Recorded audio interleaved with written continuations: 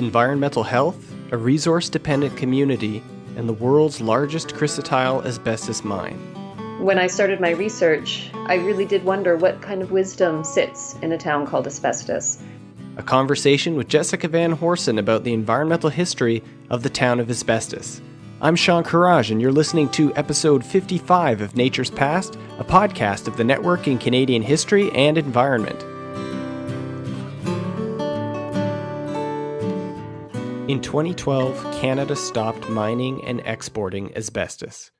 Once considered a miracle mineral for its fireproof qualities, asbestos came to be better known as a carcinogenic, hazardous material banned in numerous countries around the world.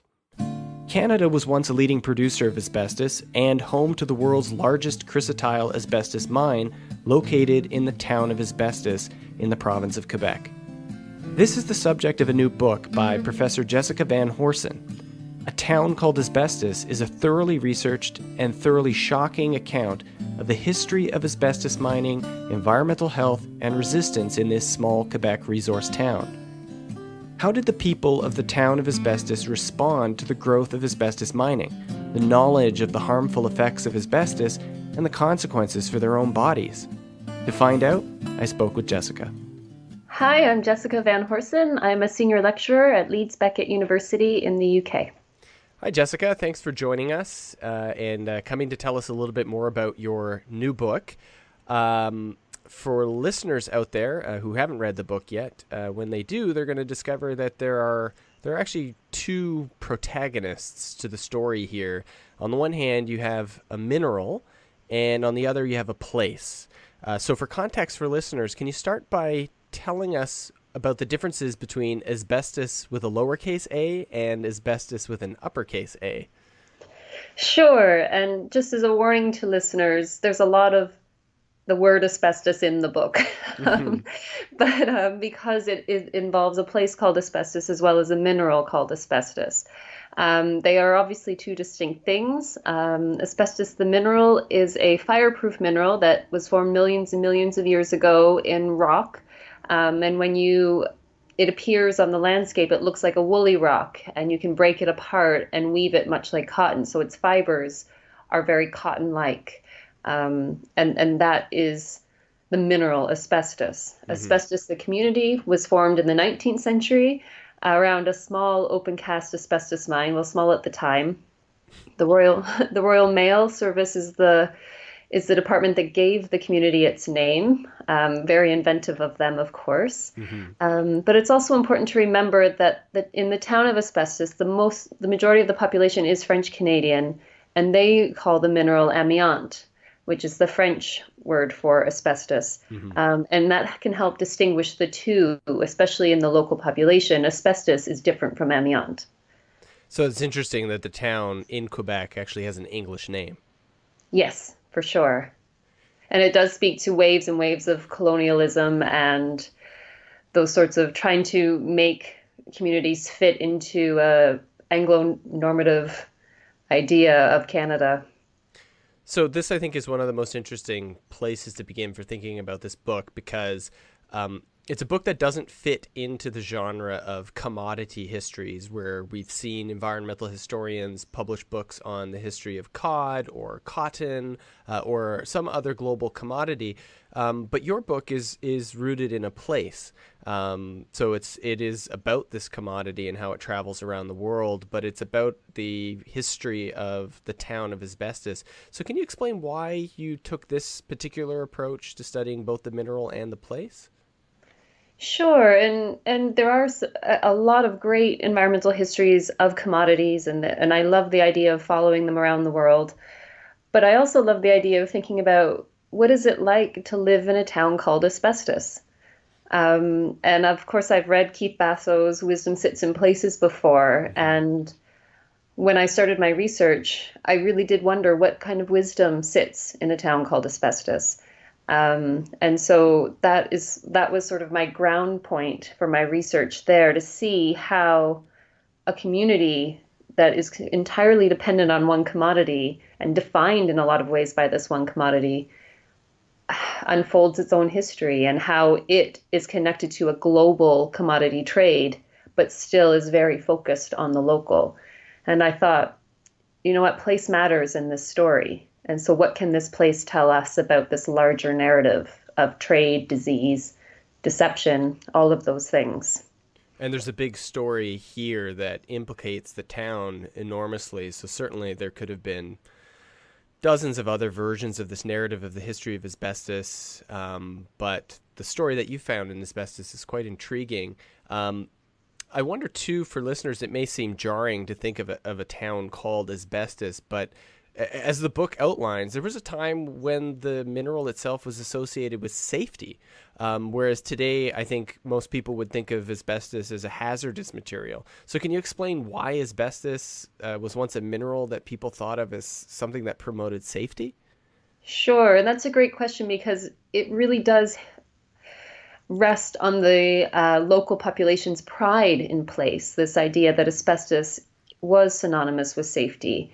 And in many ways, it still is a material that can be used to prevent the spread of fire.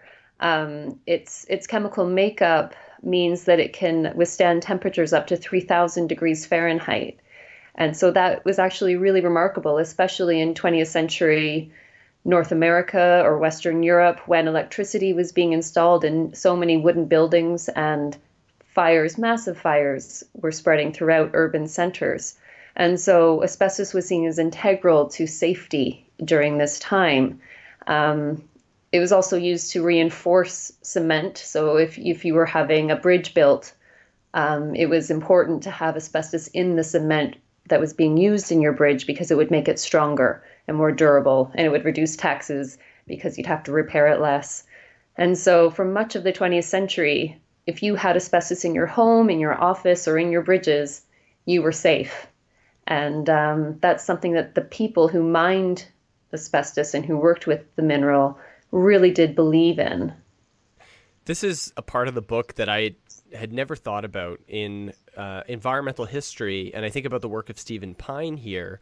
Fire is a prominent part of human history and central to industrialization, but I had never considered the role of fireproof materials in facilitating industrialization. And you make a case here that asbestos, especially in the 20th century, is the quintessential mineral for modernization. Yeah, and I think it helps produce modern society as we now know it, allowing us to be innovative and daring in new technologies that were being developed throughout the 20th century. Even the brake pads on your car, it's fundamental to have asbestos in those brake pads. Just something as simple as that, to keep your family safe. And of course, it was actually putting your family at risk, but during the 20th century, it was marvelous. And this would be a huge point of pride for the miners working in the town of Asbestos and their families, that they were at the front lines of transforming the world with this miraculous mineral. Definitely. And there's a lot of reports in the local paper and in industry literature about how great it was that at no point in your daily life in the 20th century could you not come into contact with asbestos. And that was a great source of pride. And as well, even if we're talking 20th century and Quebec's asbestos workers, the world wars were quite contentious in Quebec as far as French Canadians not feeling comfortable fighting for a British war. And so the asbestos miners of Quebec felt that they were helping save the world by mining asbestos rather than joining the military. And so through that way, they were doing a hero's effort without actually putting on a uniform. And that was really important for them as well, especially with all of the criticism of Quebecers for not enlisting in the military. They were doing their part. Now, there's a lot of tensions in this book, though, where you show the community's attachment to the mineral and the centrality of the mineral to the economic life of the town. But there are a number of points at which the community is in conflict with the mineral and the mine. Over the course of the book, we see the mine begin to eat the town as this growing open pit mine expanded to consume city block after city block. How did this happen? How did the community respond to this really dramatic environmental change in the landscape? Yeah, it was very much a community focused on the future, not the past, and that was sort of the promotional material that was put forward by the company advancing the mine into the neighborhoods.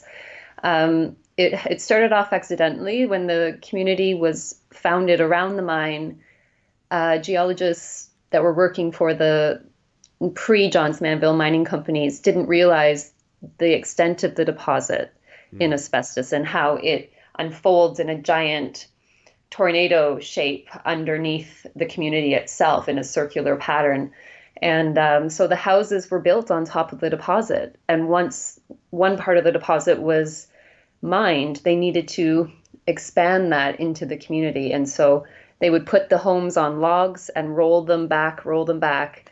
When Johns Manville came into the town during the at the end of the First World War, they put it in a different way. Well, yes, we are going to move your house, but we're going to give you a new one, modern, electricity, running water. Isn't this fantastic? Hmm. And initially, the townspeople loved it. Of course, who wouldn't love a modern house? What they didn't realize was that if Johns Manville built your house, they would then own your house and they would be able to tell you when you had to move that house when the mine needed to expand again. Right. And so they didn't have very much power over their own homes, which was quite a source of conflict. And so that's when eventually the tipping point came and townspeople refused to move their homes. But then Johns Manville refused to let up on production in the mine, and you would have blasting occurring at very dangerous proximity to local homes, and rocks would be crashing through windows, through roofs, through car windows. And it was actually a very dangerous situation. Hmm. And it was sort of a stalemate between community members and the company about who was going to move first. It's really extraordinary, and I suppose there's a kind of geological root to this. We'll include a couple of photographs if we can, of the mine over time, just to show for listeners what that looked like. I mean, it's like a cone that goes into the ground, right? Yes, it is, and it's very different from traditional asbestos deposits, which pardon me, that usually happen in a straight vein, Hmm. which requires multiple mines. So if you compare the town of Asbestos with a nearby asbestos community, Tetford Mines, Tetford had about 5 working asbestos mines for their deposit. In asbestos, you only needed one because of that circular deposit there. It was a geological quirk, if you want to look at it like that. And so it meant you only needed one mine, but also that mine would be humongous. Hmm. And in the 20th century, it was the largest asbestos mine in the world. Now, the eating of the town, I think, is the most dramatic environmental transformation that we see in the book. But the book is also dealing with a health story, a tragic health story in which you describe the Johns Manville Company as using the town of Asbestos and its people as a laboratory and as lab mice. Can you explain how this was the case? What did the company do when it came to addressing health concerns among asbestos workers and their families? Sure, and this was really one of the most disturbing aspects of my research, actually.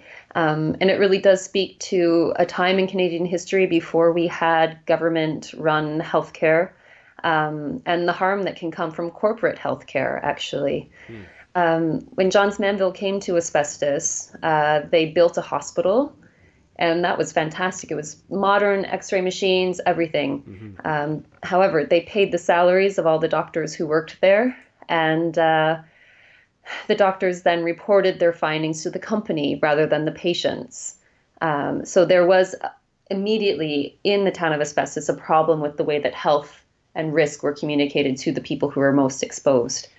However, that wasn't quite enough for Johns Manville, and they really did want to know how bad asbestos was for human health. The first recorded person to have died of asbestos related disease was in 1909 in the UK, actually. Hmm. And Johns Manville didn't admit to it being dangerous until around the 1970s. And so between those times, they wanted to do as much research as they could to find out what asbestos did to the human body. So they partnered with Dr. Leroy Gardner at the Saranac Lake Laboratory, which is near Lake Placid, New York. And from the late 1930s to the early 1950s, company doctors in asbestos would secretly autopsy the lungs of dead Jeffrey mine workers, and company lawyers drove these secretly autopsied lungs across the border into New York State so they could be studied alongside the lungs of lab mice and guinea pigs. So when you say secretly, the families have no idea this is happening. The body parts are being exhumed or taken without their consent.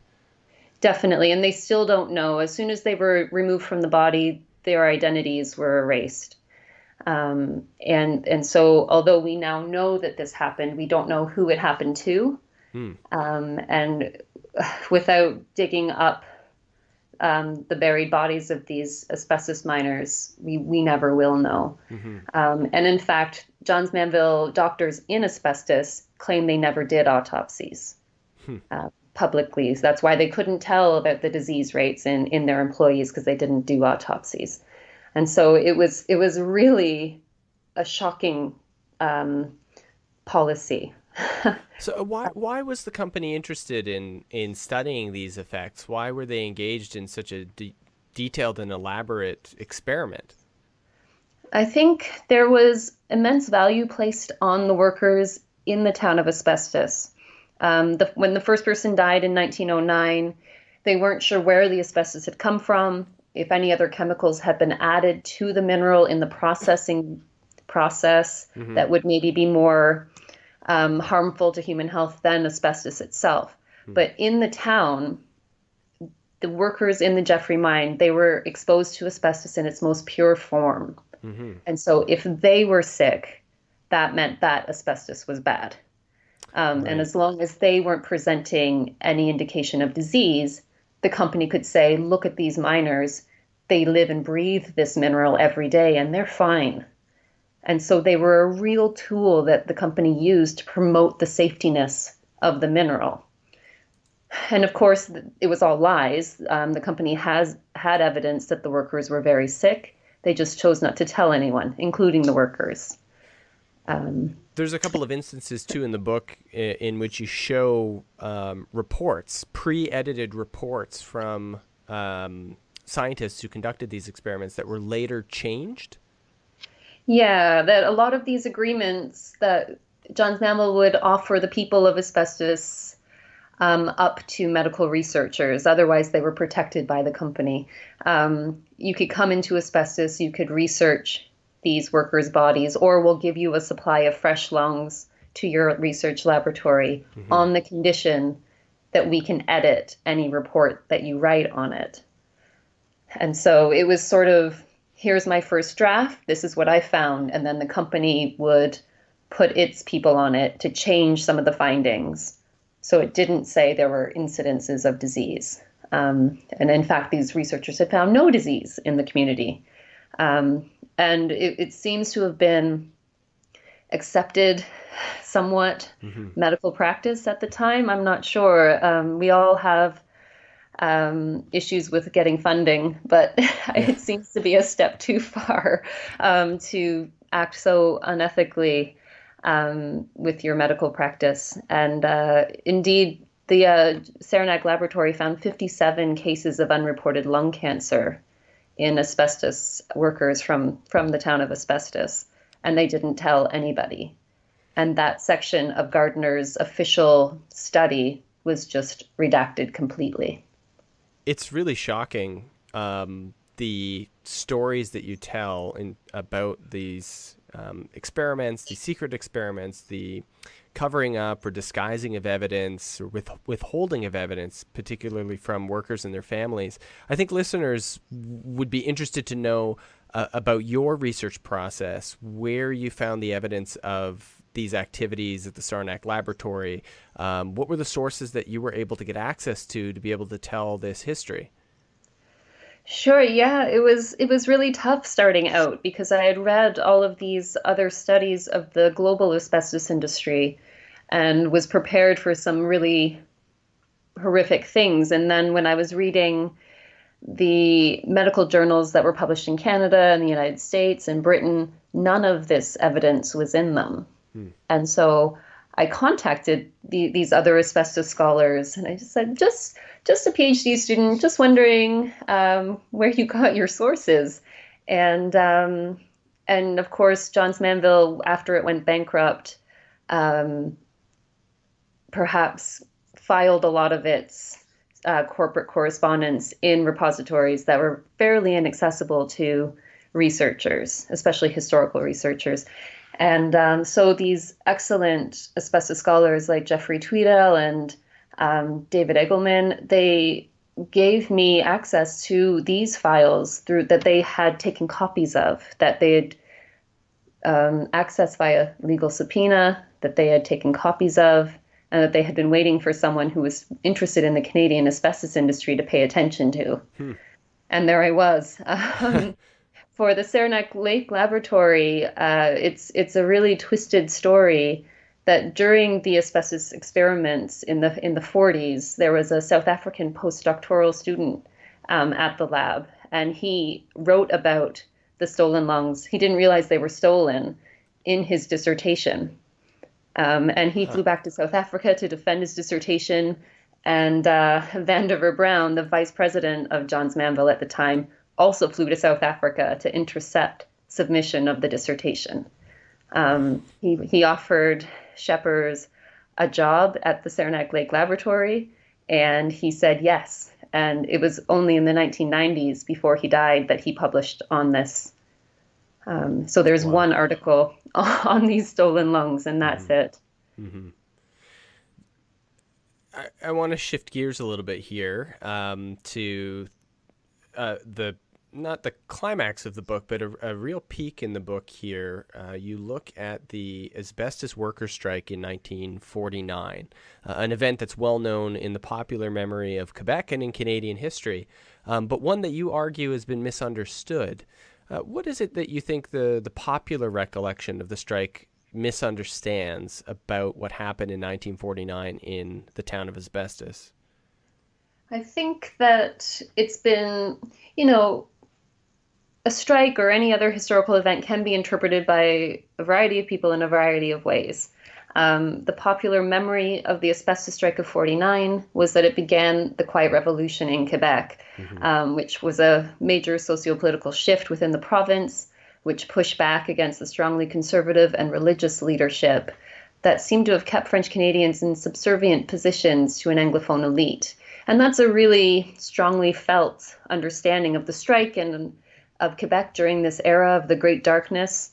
It's also seen as the event that launched or finished the political careers of major figures in Canadian history. And of course, Pierre Trudeau wrote the asbestos strike in 1957. He was in asbestos during the strike. He even encouraged workers to blow up the train line leading from the mine.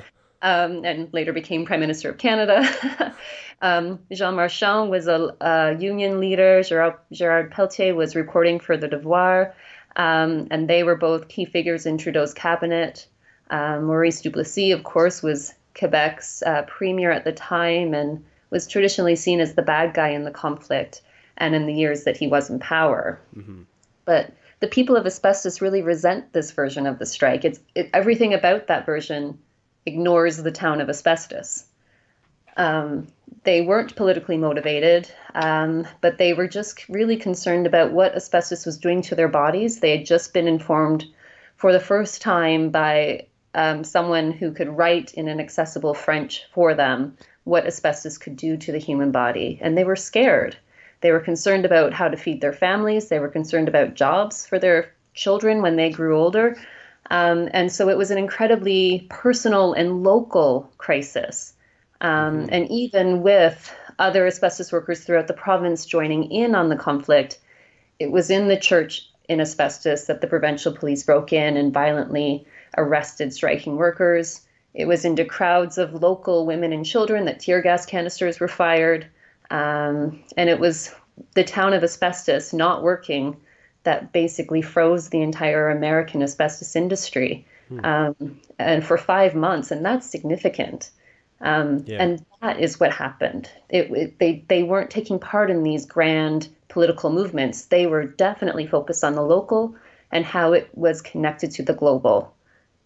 I mean, to some extent, it illustrates one of the central points of the book, and it's interesting to see the degree to which, in the evidence that you pull out, how significant health concerns were during the course of the strike, and you rely quite extensively on the reporting of Peltier, who he's there throughout the 1949 strike. Yes, and he's one of the only reporters who was at the strike or who were reporting on the strike that tried to get access to the workers themselves. Mm. That you would have other reporters coming in and out, talking to company officials, which of course was a valid source. But Peltier slept on the couches of striking workers. He was Mm-hmm. very good friends with Jean Marchand, who had, of course, an in with the striking workers as being one of the major leaders of their union. And he had unprecedented access. He was invited to union meetings. No other reporter was. And he was fundamentally concerned with what they were saying, what they were feeling, and what they were wanting. And really, they were wanting assurances that they wouldn't be dying, which is very basic. And there was even Yeah. one event, there was a union meeting for the wives of striking workers during the strike that Peltier went to. And it Mm-hmm. was a time for these women to come in and ask union leaders about the risks asbestos posed to their husband's health, to their children's health, to their own health.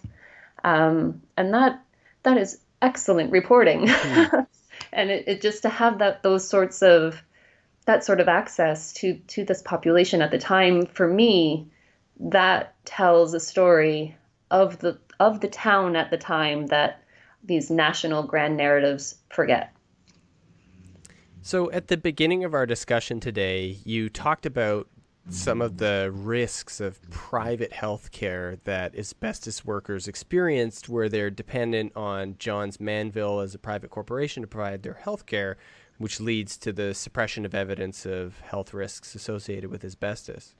By the early 1980s, Johns Manville goes bankrupt and ends up selling the mine in Quebec, and the Quebec government assumes control and nationalizes the mine in the 1980s, and by that point is responsible for provincial health insurance. But you suggest that this actually made it more difficult to address the adverse health effects of asbestos. Why was this the case? It was the case. Well, it's interesting because Johns Manville had a long relationship with the Quebec government before it went bankrupt. And I will say it went bankrupt because of all the class action lawsuits being launched against it by their American workers, Mm-hmm. where the American legal system is very different from the Canadian one. And so they were being punished in legal terms, and rightly so, by their American workers. Mm-hmm. However, when Maurice Duplessis was Premier of Quebec, Johns Manville worked with him to get asbestos-related disease removed from occupational disease lists in the province. And so workers in Quebec could not actually sue the company for any diseases they got. Mm-hmm. So that is all pre-1980s. Once the Quebec government takes ownership of this toxic industry, after its giant has collapsed under workers' compensation litigation, Mm-hmm. it legitimized the industry again, because people trust governments or trusted governments in a way that they didn't trust corporations Right. at the time.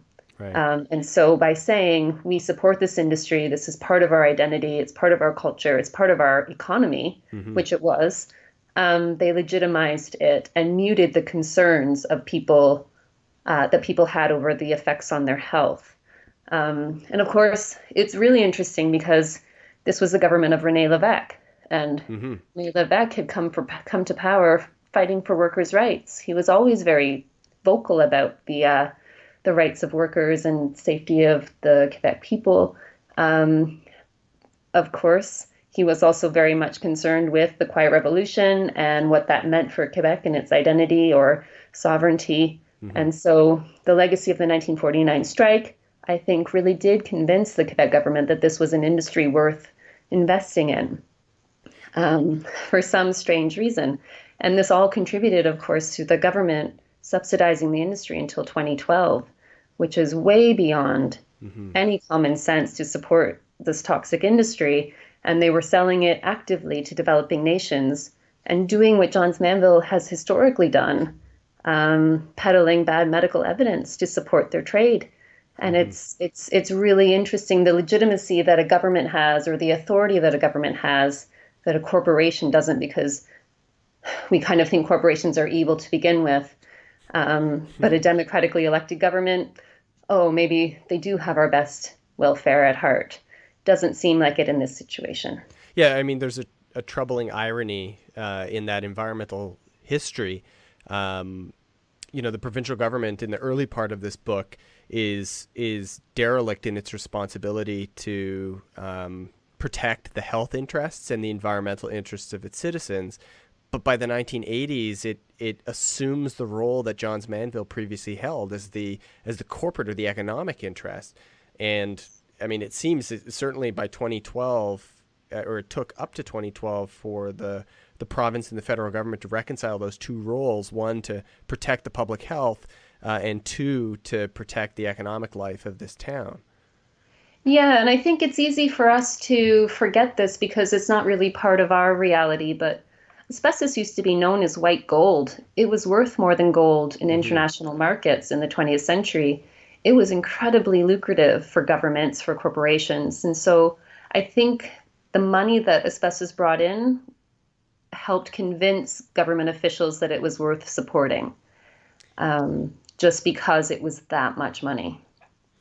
Well, I have a broader question about your book and its contemporary relevance. Why we should be reading this today in Canada. You write in the introduction that, quote, the people of asbestos were aware of the dangers the mineral posed to their bodies well before it became a public issue, but they chose to attempt to manage the risks rather than reject the industry that gave the community purpose. This is one of the key insights of your book. Why do communities choose to accept these kinds of risks? And do you see this case study of the town of Asbestos and its history as instructive or comparable to other resource dependent communities in Canada? Yeah, I think this is the case. And when I wrote that, of course, I wasn't saying that they knew asbestos was bad Right. and therefore were spreading illness around the world. They knew that their bodies were different after they were working in the industry. Mm-hmm. Their breathing was different, the way they could move their own bodies was different, and they had a bodily knowledge. And that's something I really tried to get at in my research was the different types of knowledge surrounding disease. We've talked already about the knowledge that comes from laboratory research and stolen lungs, Mm-hmm. x-rays and blood tests and so on. But just from existing in a diseased body, you know something of disease. Whether you can name it or not, you know you're unwell. Um, I think that is something that I was able to get at by focusing on the local within this study rather than following the mineral around the world, Mm-hmm. like more traditional studies of resources, in the way that it's really interesting to see this resource communities throughout Canada, throughout the world, they are entirely dependent on one resource. And so to know that, to not really see yourself leaving your hometown because it's where you grew up, it's where all your family is, um, you're stuck. And so you accept certain risks. You say, I've had a good life, I've had a good job, look at me, I have a house, and you can live until you're 70. Asbestos doesn't kill everyone it comes into contact with, and I think that helped obscure the risk Mm-hmm. slightly. Um, and it's the same thing with, people who smoke saying, well, my grandfather smoked and he lived until he was 80. Um, you could say, here, my grandfather worked in the Jeffrey mine and he lived until he was 80, so it's fine. Yeah, sure, I have a cough, but that's just because I have a cough. Mm-hmm. Mm-hmm. And the corporate medical care situation in asbestos contributed to this as well, with company doctors telling Jeffrey mine workers that the reason they were coughing is because they smoked. Tobacco was a very easy scapegoat for the asbestos industry to use.